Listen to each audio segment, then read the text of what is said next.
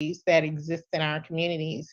And with that, I am going to welcome Dr. Bernice Patterson, who is the moderator for today's summit. And so welcome, Dr. Bernice Patterson, and the floor is all yours. So thank you all again for being here. Thank you so much, Vanessa. Again, just thank you for being excited and willing to create this space for us really to tear down the walls of social determinants of health and really give back to our community in an active way. You know, we really believe that it's an active thing that we have to be a willing participant in. So thank you just for being willing to help create this space. So good morning to each and every one of you. I'm so excited and humbled to be here this morning. As Vanessa said, I am Dr. Bernice Patterson. I am the founder and CEO of Infinity Consultation Group, and also a consultant with the Grand Rapids African American Health Institute, where I have the honor and the privilege to help bring mental health awareness and focus to the organization to help them reach out into the community. So this morning, and a little touch of the afternoon, not a little, we just gonna sprinkle into your afternoon. We have the opportunity to go on this journey together, and I really want you to think about it as a journey, because really, these are not topics that we want you to see as just this lecture, and this is just some tidbits for you to take home. But these are really seeds that we hope are going to fall on some fertile ground for us to really make a difference in our community, and really help you have a better understanding of not just self, but those who you come into interaction with.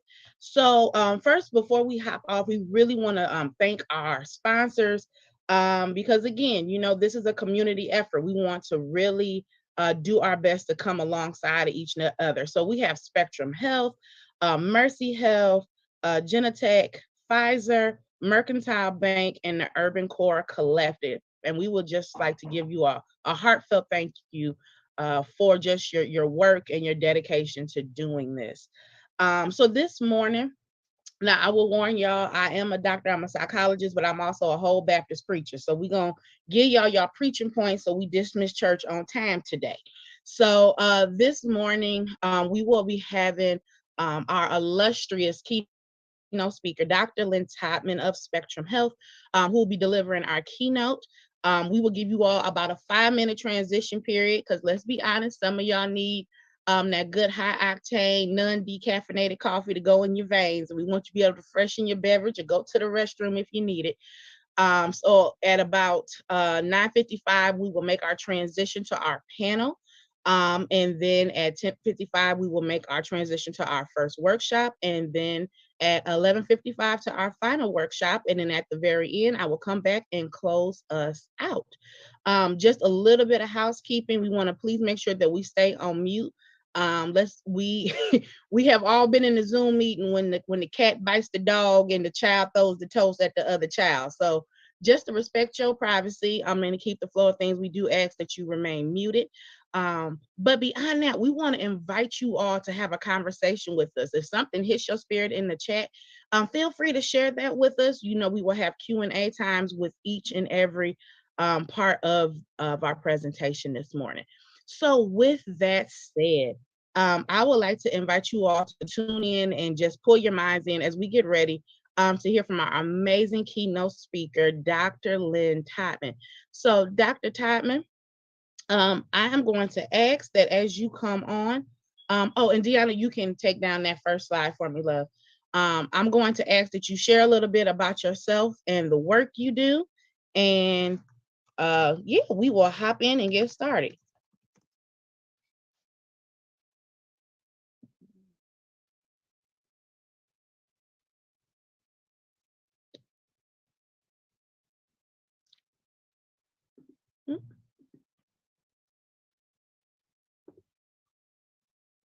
There it is.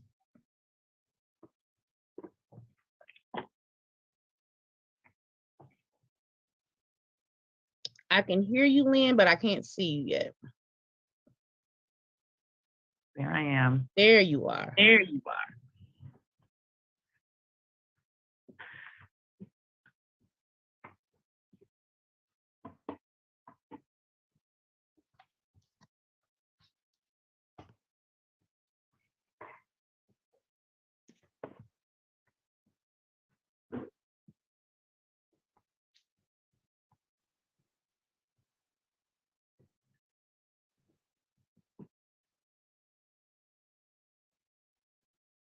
Okay. All right, Lynn, you can feel free to go ahead and introduce yourself and share your screen when you're ready. Okay.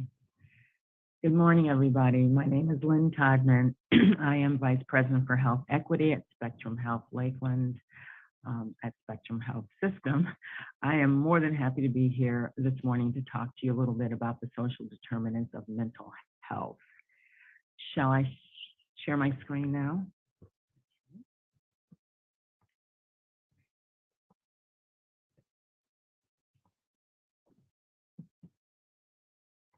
Okay. Are you able to see well? Yes, ma'am, we're good to go. Okay. Well, again, thank you. So I will say that before I joined Spectrum Health, I worked with mental health professionals in the city of Chicago, and I'm going to draw a lot in this presentation, a lot from the work that I did in Chicago. I want to start by level setting some definitions, and I'm doing this because I hear people, social determinants of health has become kind of a casually used term that isn't always used appropriately. So just to level set the conversation here, or the presentation here, I'm sharing with you the definition that was developed by the World Health Organization, and that the social determinants of health are the circumstances or conditions in which people are born, grow, live, work, and age, as well as the systems put in place to address illness, like healthcare systems. And significantly, all of these conditions are shaped by broader forces, including economics, social policy, and politics. And I'm going to unpack that. So the social determinants of health are most easily understood as the conditions in our homes, places where we live, the neighborhoods that we live in, the workplaces that we spend a lot of time in from day to day, the faith institutions that we participate in, the schools that our children go to, healthcare facilities. It's any place, the determinants are any place, the conditions of any place that we spend a good deal of time. It's important to know that the determinants of health are agnostic community attributes.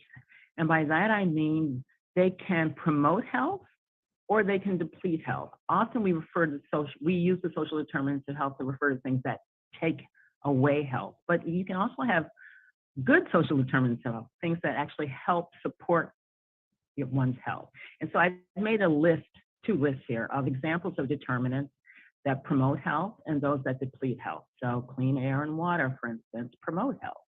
An affordable housing stock promotes health. Safe neighborhoods, living wage employment, good transportation, civic engagement, community policing. Those are social determinants of health, and they promote health, and they promote health equity as well. We often default to the perception that the social determinants of health are negative and that they deplete health. And we often think, when someone uses the term social determinants of health, we're thinking of things like polluted water, poor housing stock, food deserts, community violence. I'm not going to read through all of these, but it's really important to understand that they are agnostic. It's also important to understand that they are community attributes. I hear people refer to an individual's social determinants of health. Individuals have social needs, but social determinants of health refer to community attributes, the collective attributes. So it's important to understand that, again, they are agnostic and they are attributes of communities, not individuals.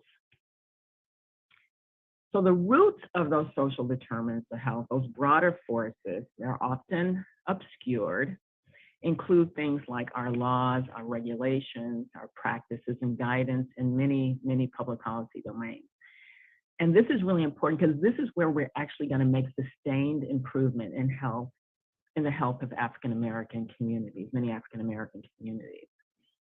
And so just to unpack this, and I realize this is busy, but just bear with me here. So those forces that create those conditions in our homes, in our neighborhoods, in our faith institutions, in our schools, the things that are underneath that drive those conditions are referred to as the structural determinants of health.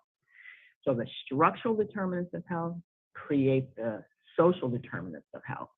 And here are examples of the wide range of structural determinants that are often hidden and often obscured and often distal to the health impacts they cause, but they're very, very potent and very, very powerful. And this is where we need to put our energy if we're going to improve the collective health and well-being of the communities that we're most concerned about.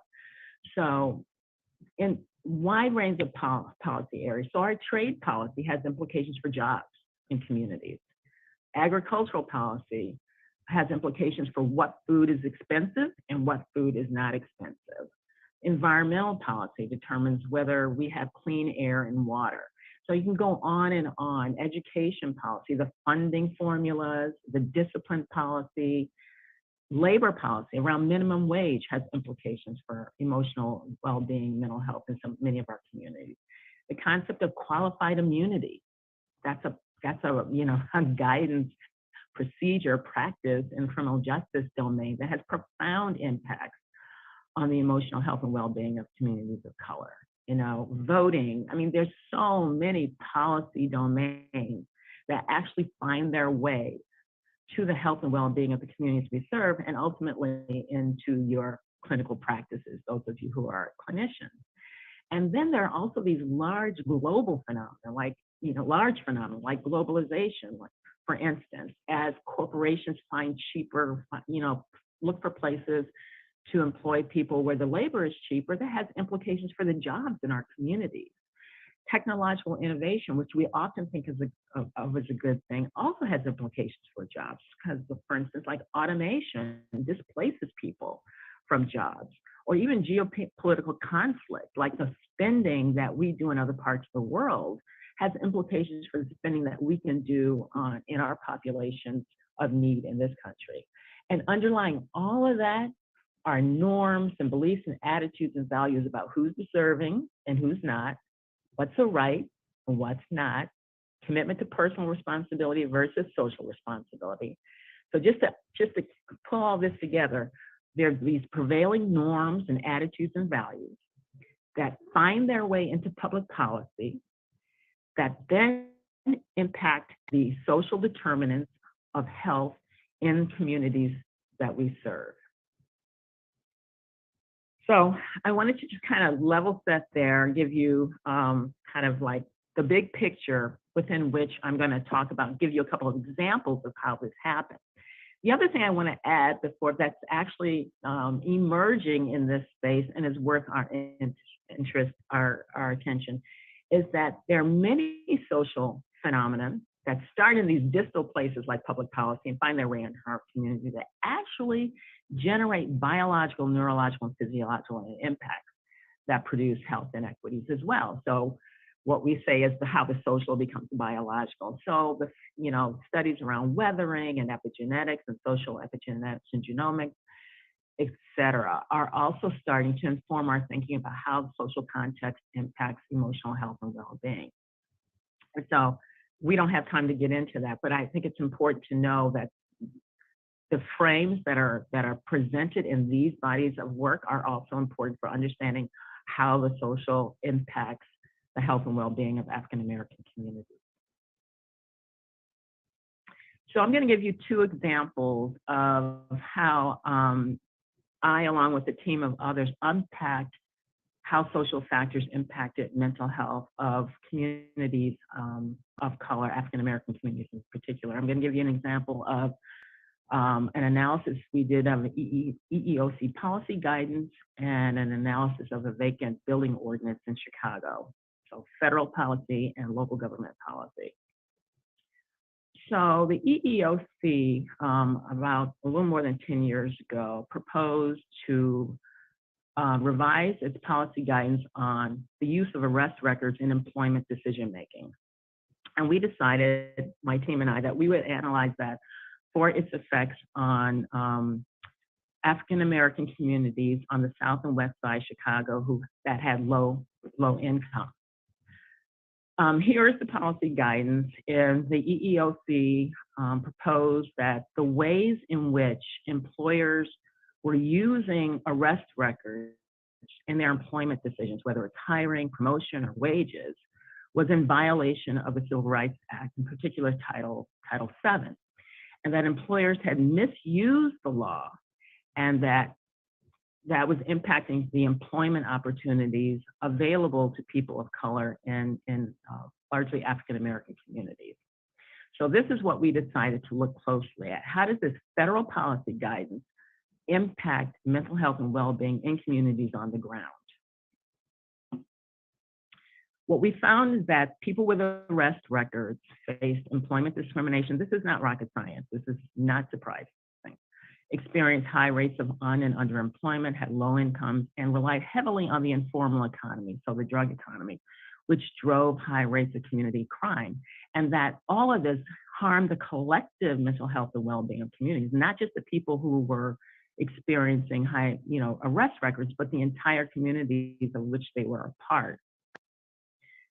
So we used mixed methods, did a lot of research with focus groups, interviews, participant observation, et cetera, and found that, and we did this work in Inglewood, which is a African-American community on the near west side of Chicago. We found that people with arrest records experienced higher rates of substance abuse and psychological distress, and had experienced higher rates of perceived discrimination and racism-related stress.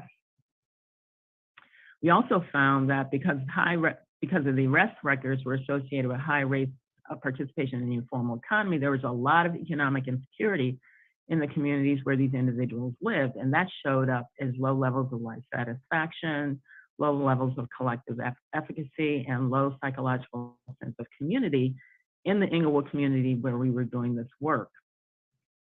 Now, this is what's really significant about this.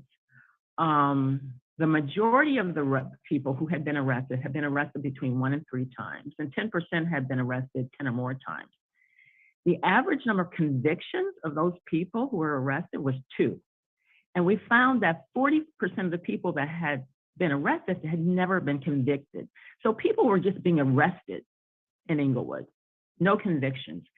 And yet they were experiencing the collateral consequences of being arrested. They had done nothing wrong, but they were experiencing all the collateral consequences of being arrested because of how employers use arrest records in their decision-making processes. And here's some of the stuff that people that we worked with said. They talked about, the experience of looking for a job with an arrest record. Even if you hadn't done anything and never led to a conviction, it breaks you down mentally. It makes you just want to go rob everyone and sell drugs. People couldn't get jobs. People who with arrest records talked about being depressed and hopeless and discouraged when they were looking for employment. Again, remember, 40% of the people who were arrested in this community had no subsequent conviction. So the employer practice was creating a huge emotional mental health burden in this community of Inglewood on the west side of Chicago. And then what we found is that it affected the whole community, not just the individuals who had arrest records. The whole community was experiencing this kind of collective depression and anxiety and stress. Talked about not having control and living always in this zone of fear. In summary, we assessed and determined that violations of the EEOC policy guidance on the use of arrest records and employment decisions adversely affects those with and without arrest records in the Inglewood community on the southwest side of Chicago.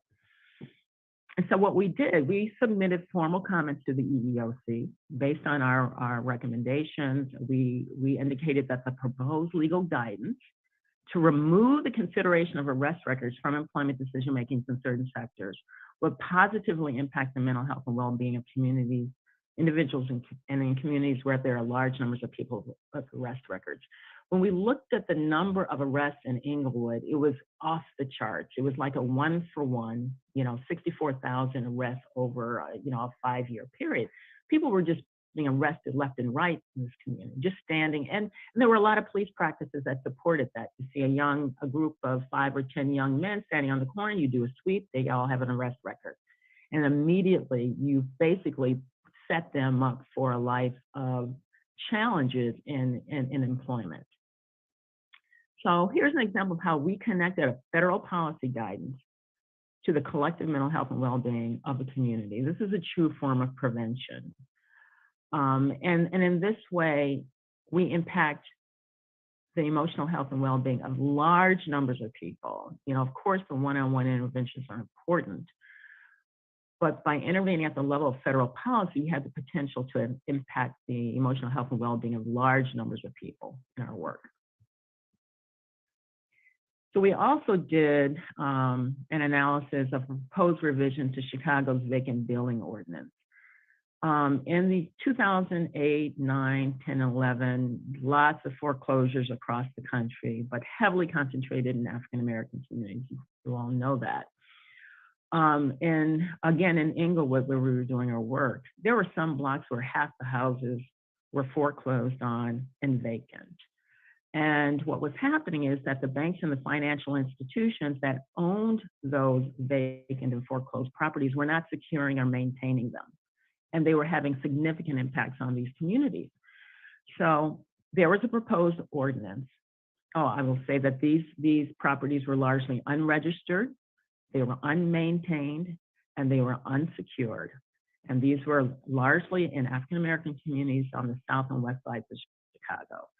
And we, through our analysis, determined that it impacted this practice of not registering, maintaining, and securing foreclosed homes in these communities had a profound impact on the collective mental health and well-being of African Americans across the city. So here's what the amendment was proposed to do. You know, I won't get into the technical details, but it would expand the definition of who was an owner of these properties. It would impose higher fines and fees on people who did not adhere to the ordinance, bonds, and it would also offer a finder's fee to community residents who actually identified such properties and reported them to the city. So this was the proposed amendment to Chicago's vacant building ordinance that we analyzed for its impact, that if it passed, what kind of impact it would have on the collective mental health and well-being of largely African-American Latinx communities where there's large numbers of foreclosed vacant properties. I won't go through all this, but just to show you the kind of analysis we did. So all of this, we showed that, you know, putting the amendment in place would have implications on interpersonal violence, criminal activity, drug use, exposure to violence, child maltreatment, environmental stress, assault. And you can see on the far right side of this, and all of this is documented through literature, it had impacts. This amendment could impact the symptoms of depression, psychological adjustment issues, depressive disorders, feelings of powerlessness, depression, and post-traumatic stress disorder, all linked to an amendment in a housing ordinance. So what we did, we drafted a letter based on our findings. We presented it to a joint session of the City of Chicago, the City of Chicago Council, about two committees, Housing and Real Estate and the Housing and Zoning Committees. Subsequently, the full City Council passed the proposed amendment. And so we, along with advocates from these communities, were able to make the case that these properties needed to be properly secured and maintained. Banks and financial institutions needed to be held accountable for doing that. And in doing so, we would improve the collective health and well-being of the communities where there's large numbers of vacant foreclosed properties. So, you know, I wanted to leave a little bit of time for Q&A, but the main point is that many public decisions, public policy decisions, guidance, regulations, et cetera, that seem to have nothing to do with health, in fact, have very important health impacts, mental health impacts. And that real prevention, large-scale prevention, starts outside of the clinician's office, and that other sectors must recognize and play active roles in creating mental health and wellness in the communities of need and achieving health equity. So these images at the top, that house there is how it's supposed to be secured and maintained when it's vacant and foreclosed on. On the lower left-hand side, this is what we saw all over communities on the south and west side of Chicago in the lower left-hand corner. When we were doing our analysis, heard a lot about dog fights, drug deals, rapes, sexual assaults that would happen in these unsecured places. So they created a lot of anxiety and stress in the communities where, as I said, sometimes half the houses on the block were foreclosed. So I realize I went through that really quickly, but I wonder if there are any, do we have time for questions? Yes, we Or is there- definitely have time for questions. Okay, shall I stop sharing my screen? You can, yes. Okay, let's see if I can figure out how to do that. Uh-oh. Well, I'm not figuring out how to do that well, so I'm going to. Oh, there we go. Perfect, perfect. Is it gone? Yep. Good.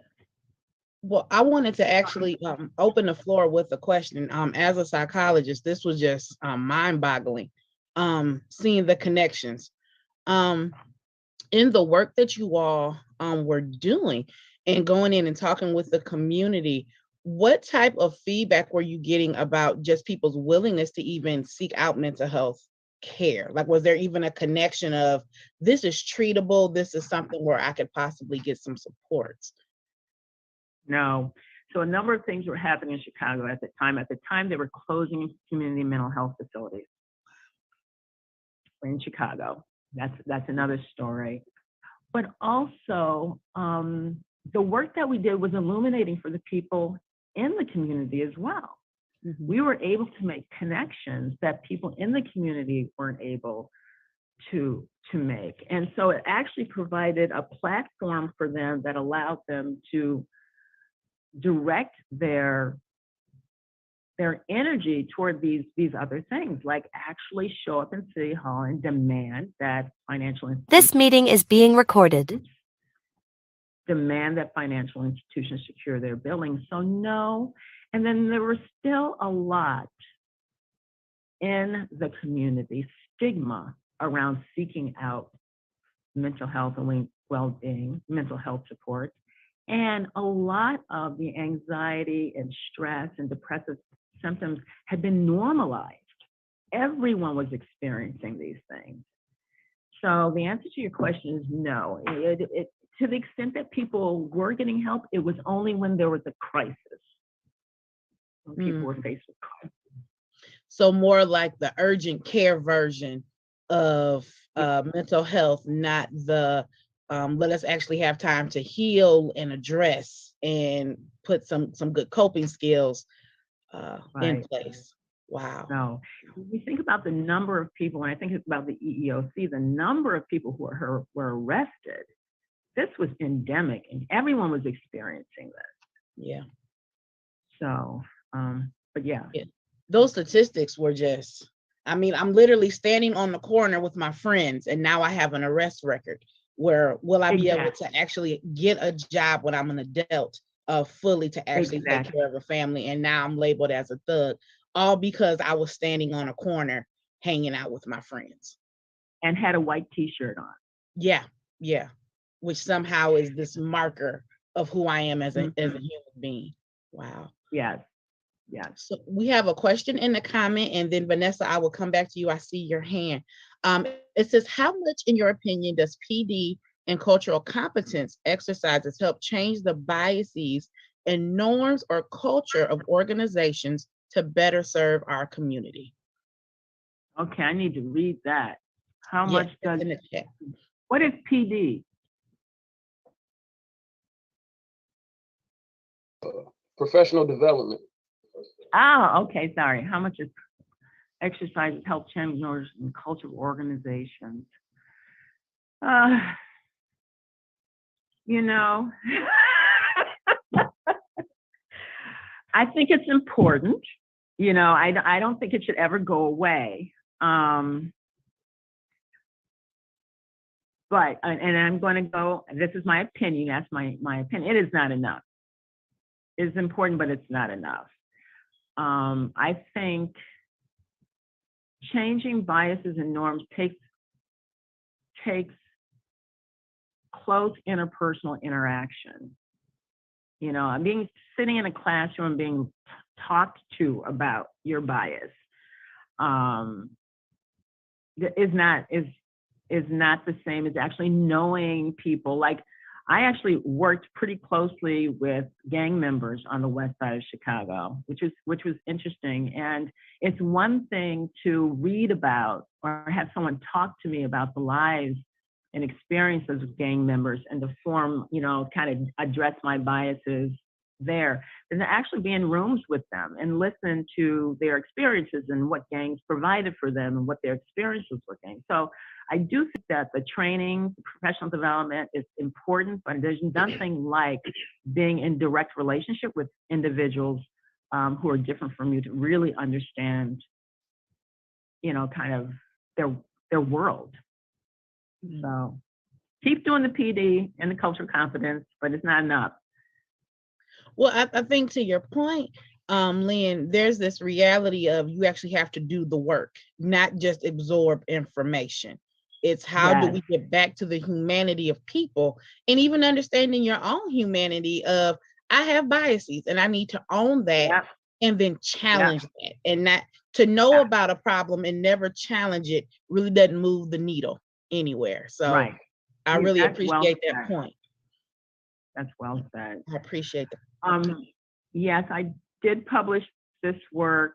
I will send the link to the publication. I can send it to Dr. Patterson after this, and it can be. So we published the work on the vacant housing ordinance, and then also we wrote. Robert Wood Johnson funded us to do the EEOC work, so I can send the final report to that. In fact, that report got an international award for a detailed assessment of the mental health implications of a policy decision. So I'll send both of those. Thank you. Vanessa, the question you had? Yes, first of all, Dr. Lynn, thank you for that presentation and all this great information you're providing. I just wanted to talk about the fact that, like many people on this call, I think that we probably came of age during that highly, mass incarceration era that, continues today. And I know that I came of age during this time, the, late 70s, early 80s. And so many of the kids that I went to school with were arrested here in Michigan. So your study is done in Chicago. So we know that this is a nationwide issue. And as a result, I saw so many people being murdered, harassed and arrested for things like you talked about, like walking on the street, but also like riding in the car with someone who might have had like a nickel bag of weed, right? And now marijuana is legal. So, but at any rate, we lost so many people in our community that disrupted our community significantly, our families. So it just kind of disrupted our community in ways that are probably unmeasurable, and then but we don't talk about the cause and effect of how we got where we are. And so I guess my question to you is your study is phenomenal.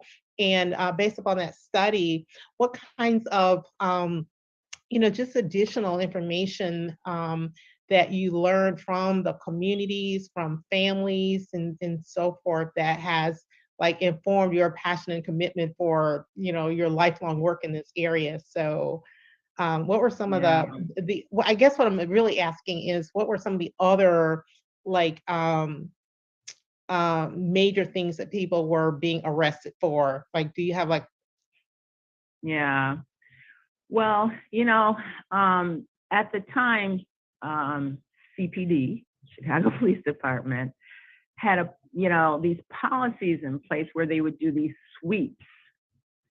And I did not know that it was actually a formal policy. It was viewed as an anti-crime policy where they would see if they saw a certain number of young African-American men in general hanging out, they would just on principle arrest them,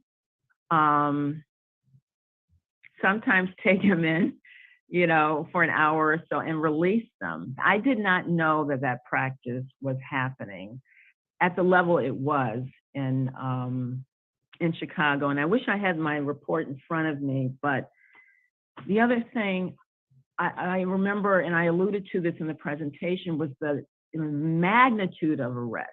So the number 64,000 stands in my head over like a 3-year period, but there are only like 15,000 people in Inglewood. So it's like arrest was just happening just all over the place all the time. And it was largely the young men in the community. So that was shocking to me, and that was actually a sanctioned policy and practice of Chicago Police Department to do these sweeps of these young men. The other thing that really surprised me that I also alluded to was the intense fear that the young women spoke about when walking past vacant properties. And the stories of young girls being pulled off the street into these properties and assaulted. And how a child walking to school, ran the risk of an assault because she had to pass, 3 or 4 or 5 or 6 vacant properties that were not maintained.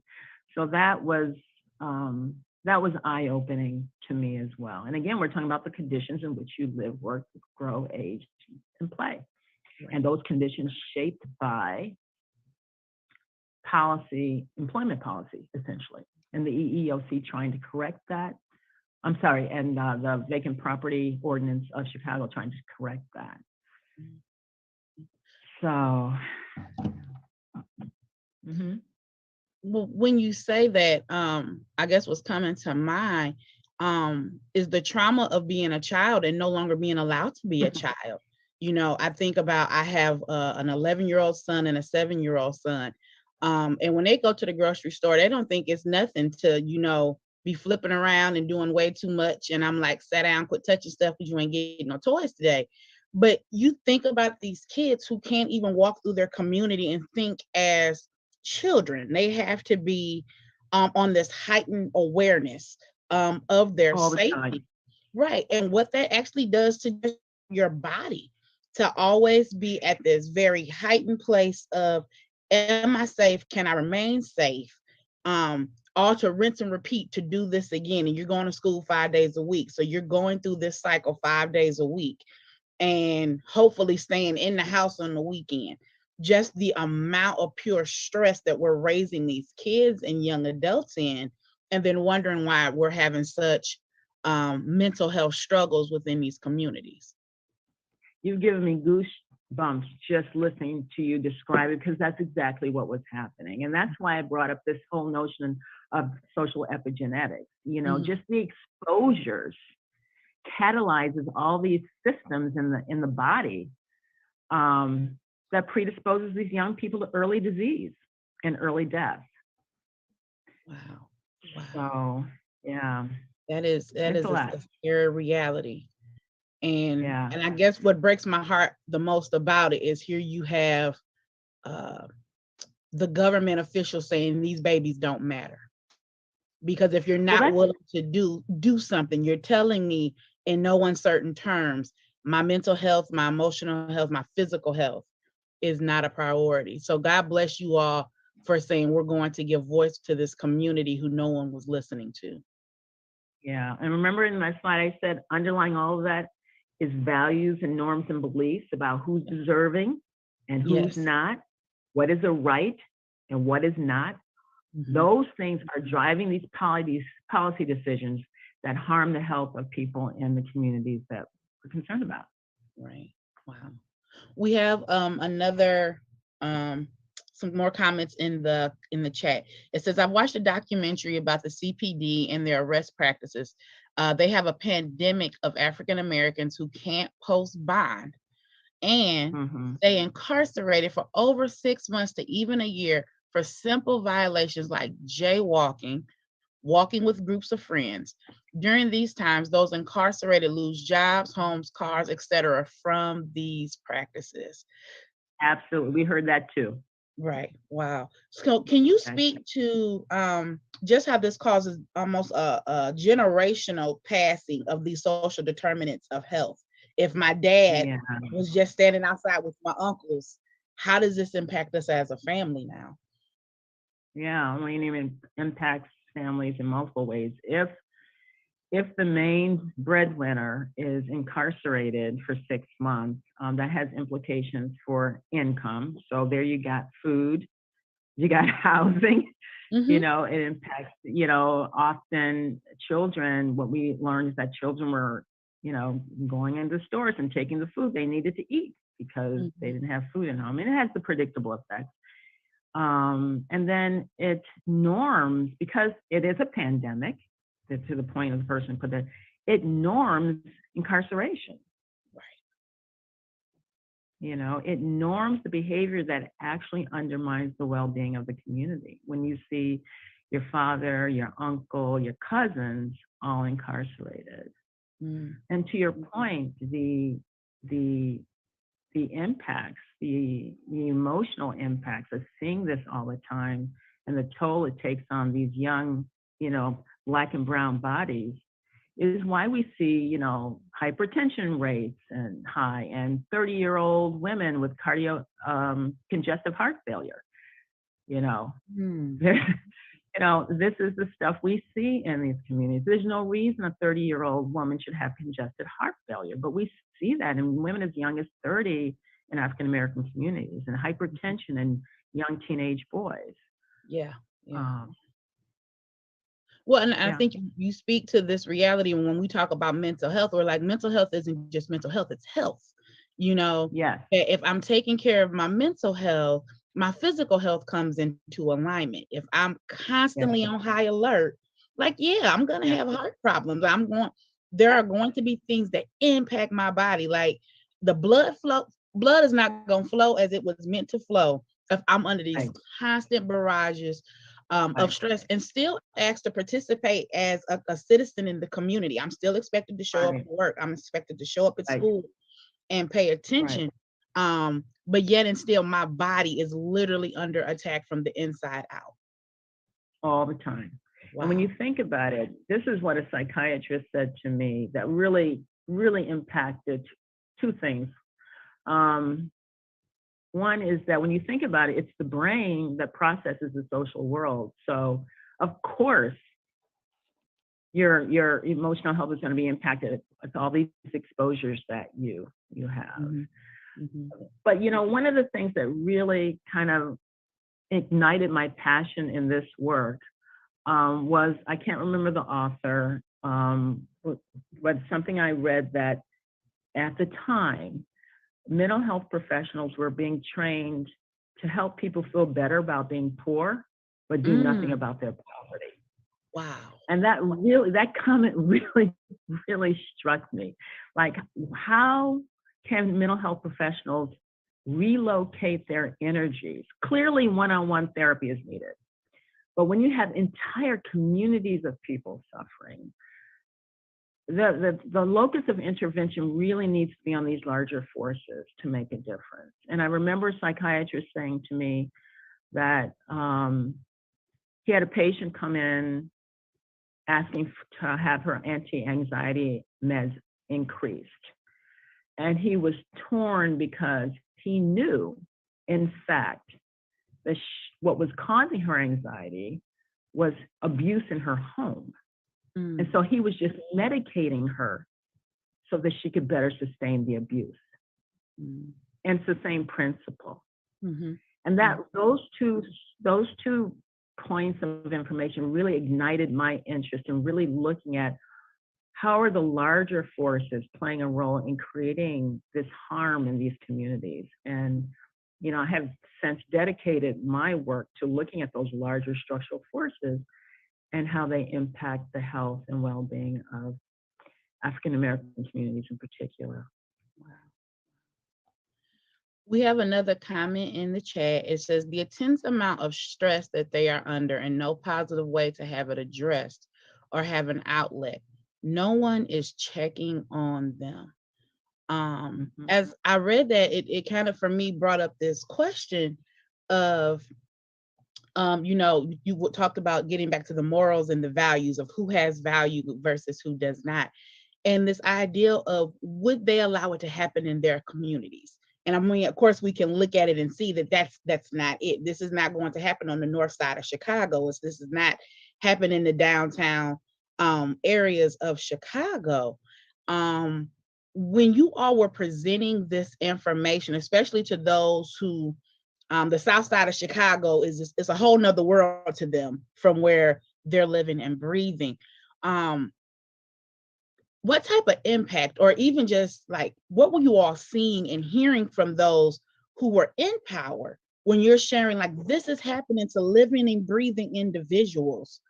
How were they reacting? Like, did you see any kind of spur to movement to do something, righteous indignation, like, or was it falling on flat ears? No, I mean, the folks in Chicago, the city council appreciate it. And that's why we hyper referenced our work.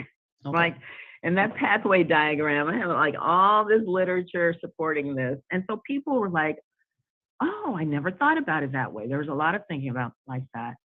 So it was an aha moment, but also there was this self-interest too, because this kind of thing is infectious. And now we know 10 years later, parts of the north side of Chicago are having some of the similar experiences. Those things spread. They don't stay hyper local. But part of the story that I did not share is that the banking lobby in Springfield effectively worked to mute the impact of the ordinance reform. Can you say a bit more what that means to mute that? So there are clearly the banks and financial institutions had a stake in that ordinance not going into effect, and so basically lobbied in Springfield to help mute the impact of that proposed ordinance. So it was on the books, but being on the books is not the same as enforcement and resourcing. Wow. So it doesn't stop, but yeah, so people were surprised, but the people who would have normally said, well, that's not true, their perspectives are muted because we referenced every step of the pathway from vacant buildings to mental health in communities. So there was very little they could refute. Wow. And I would say cure violence, which is like, I'm gonna need y'all to see human value. Right. Wow. So cure violence. So we have a question. Yeah. No, go ahead. I'm sorry. Just about cure violence actually started in Inglewood. The disruptors started in Inglewood in Chicago, and they changed the name to Cure Violence, and now it's a big fancy thing. But I was working with some of the gang members who were disruptors in Chicago, which is the precursor to Cure Violence, which is in Grand Rapids now. But I think Emma has her hand up. Yeah, I was just gonna ask about how, what has translated for you from working in a big city to a small city, and what does that change in your approach to kind of shifting the power balance and, really affecting these types of changes? Because my thought was, I imagine it would be harder in a bigger city, but I don't have an idea about that, That's a complex question. I can only speak of my own situation. So Inglewood is one of 77 communities in Chicago. So, I mean, it's harder in the sense that you can't necessarily impact. Well, actually, the ordinance change had implications for the entire city. I mean, it's harder work in Chicago. Chicago is not an easy place to play in the politics, to engage with the city council.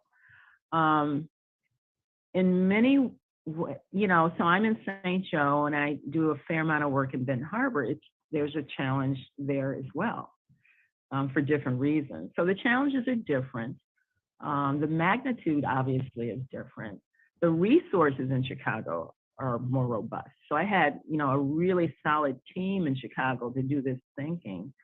around, the social determinants of mental health and how we could illuminate that for people who aren't in this space all the time, how we could make the connections. But I think that there's different kinds of difficulty in both contexts, despite their sizes.